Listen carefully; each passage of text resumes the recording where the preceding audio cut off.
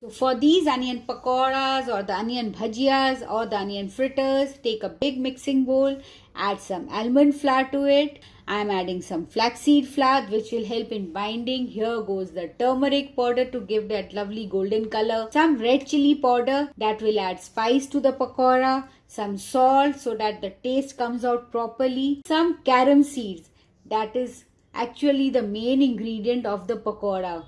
A little bit of baking soda so that my onions pakoras are truly awesome. Now mix the mixture properly, and now comes the main ingredients. Yes, the onions. They are finely sliced onions.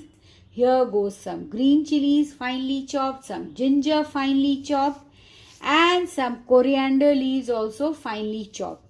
Now with the help of my fingers, I'm just going to break open all the onions. Just I'm trying to mash up the almond flour into the onions. Now I'm adding little bit of water. So I'm just mixing it up. See, it's formed a lovely dough. Now meanwhile, I have put in ghee or the clarified butter to get heated up. So now I'm going to fry this in the ghee. I'm just taking a little portion of the mixture and dropping inside the ghee.